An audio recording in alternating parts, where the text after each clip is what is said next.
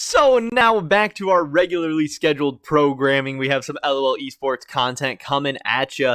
Today we have an interesting topic to discuss surrounding TSM and surrounding tactical specifically. Now, I know all of a sudden it seems like I'm the biggest Thorn fan in the world, but obviously I watched that entire Perks and Thorn video, and then once you watch an entire video from somebody, YouTube thinks, hey, we need to start sending every single Thorn content out to this guy. So Thorn recently put out a video about tactical called, I'll show it to you real quick. It says, Malphite ult ints, irresponsible with life, tactical, doesn't understand AD carry, League of Legends. Obviously in this video, Thorn is really calling out tactical, really calling out TSM, saying that he fundamentally does not understand the AD carry position, that he will not find success with TSM this next season, and that this is a big risk and potentially a big problem for this TSM lineup, not only this year, but also headed into the future if, they think that he is their guy. So that's what we're going to be talking about in this video today. I'll be giving my thoughts and opinions, hopefully getting your guys as well.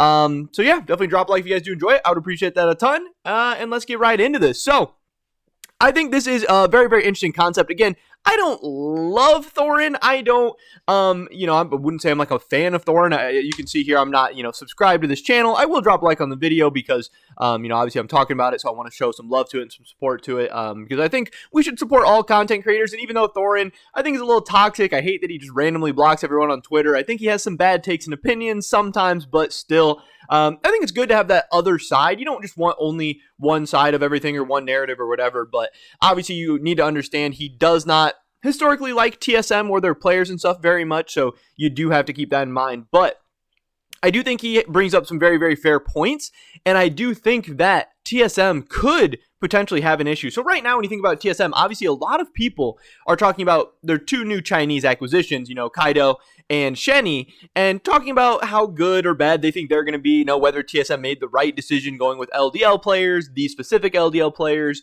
how good are they going to be, how good are they going to make TSM, are they going to fit into the roster, the lineup, whatever. But people, I don't think, are questioning enough tactical. I know tactical, it seems like, signed with TSM so long ago at this point that the two new guys came in, and that's why everyone's talking about them.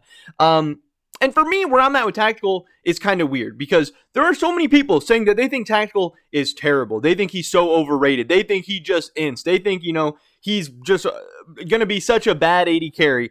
And I don't think that. But there are also TSM fans, and I kind of said some stuff like this for a while that, like, yeah, tactical is like an amazing pickup. He's going to come to TSM and be a beast. He's like the young AD carry building towards the future that they need or whatever. And it's like, really, I think the truth is somewhere in between. And I do think potentially tactical could be, a big issue for TSM. And when I'm looking at this TSM roster, the more I think about it, and I just tweeted this out a second ago, it is possible that in 2021, during 2022, that this TSM roster might not have a top 3 player at any position, which is crazy. I mean, you think about Huni in the top lane. Could he be top 3? Yeah, but he's going to have some stiff competition from Impact, Summit, and Bwipo. Those could easily be the top 3 top laners in the LCS. When you look at jungle, Spica's the defending MVP. I'm a huge fan of Spica. I think he's a beast. But you have Inspired, the LEC MVP, coming over. You have Closer, who I think everybody would say outperformed Spica in the playoffs, and then went on and had a pretty good, world showing and all that stuff. And then you have Blabber, who has won 2 out of the last 4 MVP awards and could absolutely be better than Spica, throughout this next year. So I hope Spica will be a top 3 jungler. I hope he'll be a beast, but it's a real possibility that, he won't be. And then the mid lane, obviously Kaido could be, significantly down. Who knows how good Fudge or Jojo Pune's going to be. You have Power of Evil, you have Abadage, you have Bjergsen, AD carry, you have Hansama, you have FBI. Who knows how good Berserker's going to be. Is Danny going to be a beast this year? And then obviously just a ton of good supports in North America as well. You got Core JJ, you got Vulcan. I don't think Winsome or Isles is going to be that big of a beast. Shenny should probably be better than them. Who is he going to be good? Whatever. But TSM's kind of in a weird spot. And I do think there's some very, very fair, things to talk about with tactical. I mean, one, I know we've talked about a lot, Santorin's health issues and how much they're a risk for Team Liquid going into 2022. And is Santorin going to be healthy? Is he going to be there? Whatever. If you remember back to last year, early 2021, I think it was really cool that, he was open and honest and talked about this.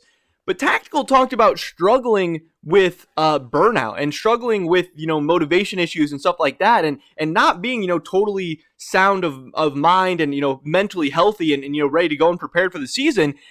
And again, a lot of people took that as a bad sign. He's like I don't know if he's 19, 20, 21, some young 20, late teens, and struggling with burnout at that time, is not necessarily a great sign. Now, it's awesome that he's recognizing it. Hopefully that means he can help, understand it and work towards getting better or whatever and be on the right track. But like, that doesn't really lend, great towards a super, super long, budding career. But also, TSM is a team that has a crazier fan base in TL. They have higher expectations in TL. Maybe not, of course, of recently because they haven't really been winning as much, but the fans still have very, very high expectations. If he does some of the ints that he did on TL, if he comes up small in some of the big moments, whether it's Worlds or whether it's in the LCS or MSI or whatever, he's going to see a new level of pressure, stress, hate that he probably hasn't ever felt before. And I don't know if that's, necessarily great for somebody like that. But then also, what I think is the most fair criticism, I like Tactical. I think he's a good AD carry, and I think he was a good pickup for TSM. But I think people need to be realistic and understand that we could see a much worse version of Tactical in this season. Tactical has played for, pretty much 2 years now. He's had good games, but, he hasn't won a championship. He hasn't gotten out of groups at Worlds. He hasn't, done anything at MSI. He hasn't really come up big in the big moment. That's been an issue for him. And now, he's going to be playing with almost objectively a worse support in Shen-Yi. However good you think Shen-Yi is or whatever, he's not going to be better than Core JJ, especially not right away. Maybe 2-3 years from now. This season, he's not going to be better than Core JJ. Tactical has gotten to play with Core JJ for his entire career. Every young AD carry, every guy in Academy right now is like, please, give me that Team Liquid AD carry spot. I can play with Core JJ. Core JJ is going to teach me everything I need to know about bot lane, about the game, and he's going to, get us through the lane phase for the most part and get me into team fights, and that's where AD carries shine. That's, their bread and butter. But not only that, not only is Tactical getting a downgrade at the support position, it's directly going to affect him, his laning, how easily or difficultly he's able to scale into the game where he gets to go to team fights and everything. He's playing on objectively a worse team. This TSM team, no matter how good you think they're going to be, you could say, I think, Speak is going to be a beast. I think Kaido's an awesome pickup. I think Huni's a beast. I think Shen-Yi's a beast, whatever.